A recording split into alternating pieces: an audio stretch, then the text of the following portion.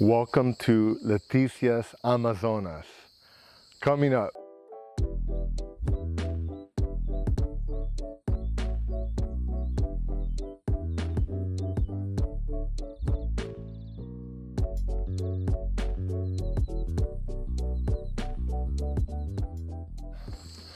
Hi everyone, this is Dr. Ernesto from AttaboyCowboy, and this channel we give you health and wealth tips to help you be more successful.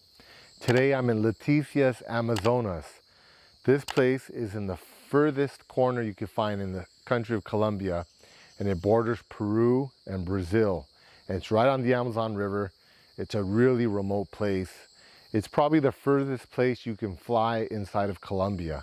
It was an hour-and-a-half flight from the capital, Bogota.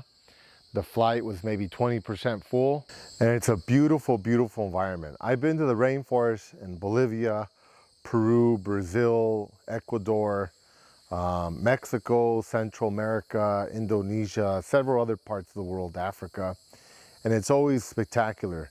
But this place is especially cool because it's in Colombia and it's right on the border. So you can literally, it's kind of like four corners in the United States. You can stand in all three countries at the same time, which is cool. There isn't much of a border control. Actually, there is no border control. You can cross over at any time.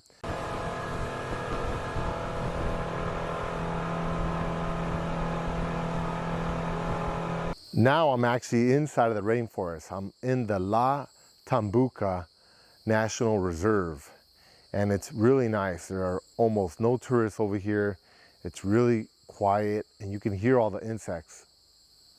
It's a really cool sound. And what I really like about the rainforest is that it changes dramatically. So here's a video of the jungle tree houses I'll be staying in later this evening. You can see here, here's the staircase, and there's the tree house up there. And it's surrounded by rainforest all around. And look how cool that is. Everything's up there. And you're just sitting up in the canopy and you have a view all the way around, 360 view of what's going on here in the forest. Which honestly, you can't see too much up in the top there. But at night, it's going to be spectacular. There's going to be a lot of things up there roaming around. So it's going to be really cool. And here's the staircase out here, and then here's the jungle.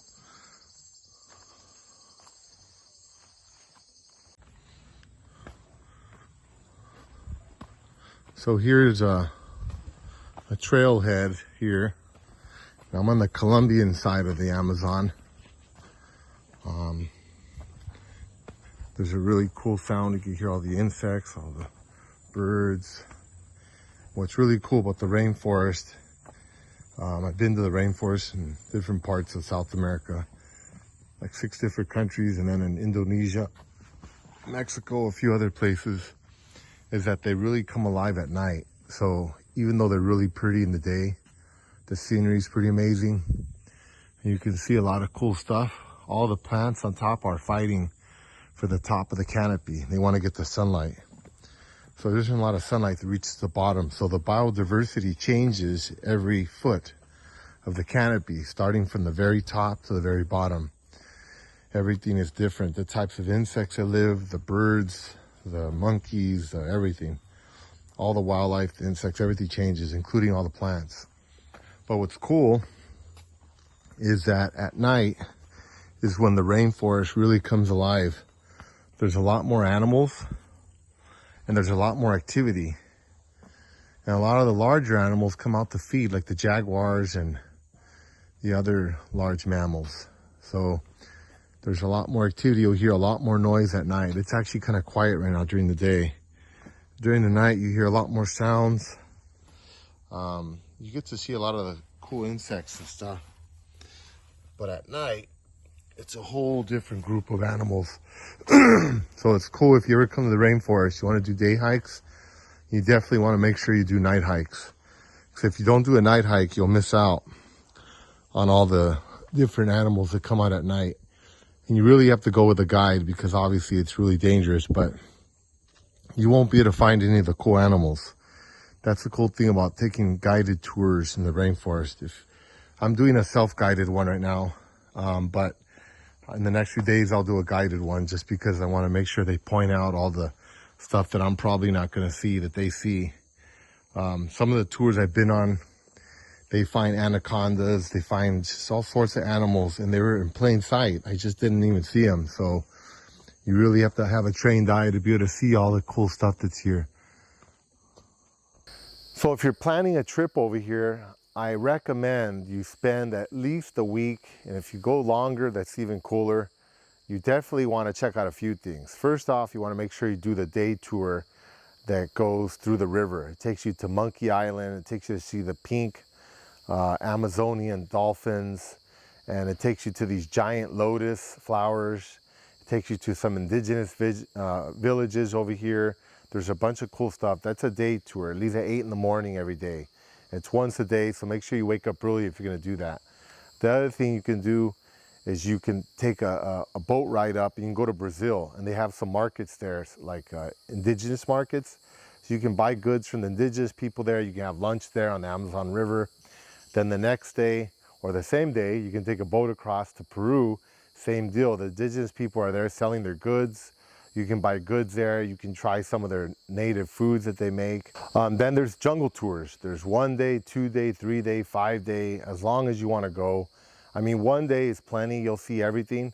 But of course, if you do 2 or 3 or 4, you go further and deeper into the forest where you're around nobody. And it's really awesome. You'll run into a lot of shamans over here. There's shamans all over the place here. So if you want to do ayahuasca, or you want to do some other type of ceremony with the indigenous people, this is a great place to do it. I already heard of like 4 different shamans in town. So later on the day today, I'm gonna go explore and find out who's doing what. And then I recommend going to one of the nature reserves, like this nature reserve I'm in, the Tabimbuca. I'll be here in the evening. I spend the night here in a tree house. So it's a really cool house they made up high in the canopy. And you go out and you do night tours to go look at the animals. And as I mentioned earlier, it's totally different at night than it is during the day. So that's a really good experience. Then you can go swimming here in the Amazon in certain parts. So you want to make sure you go with the tour group, because there's a lot of piranhas, and that's the cool part. They don't really attack people unless they're starving. That's kind of a myth, but what happens is when the Amazon River overflows and the fish swim out into little ponds and the water goes back down, they get trapped in little ponds. So then they do become starving, and then they do actually eat big animals like you'll see in the movies and stuff, and they will attack you. But if you go into the main river and you see piranhas, they're harmless. They won't bother you because they're not harmless, because they're not starving. And they only want to eat like small animals. But if they're starving, they'll attack anything.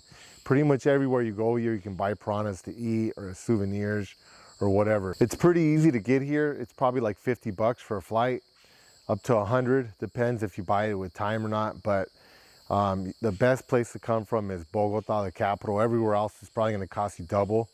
It's really hot and humid, so you don't need a lot of clothes. I'm sweating like crazy here. Make sure you bring lots of insect repellent, sunblock, sun hat, glasses. Bring clothing that's good for humidity. Don't bring stuff with cotton, because you get really sweaty.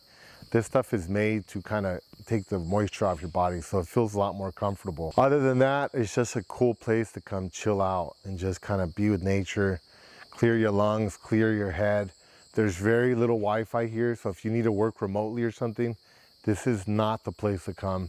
The internet is really bad here, and the Wi-Fi, everything. I went all over town, I was looking for stuff. I sent a message through like WhatsApp or text, and it literally takes a few minutes of loading before it sends.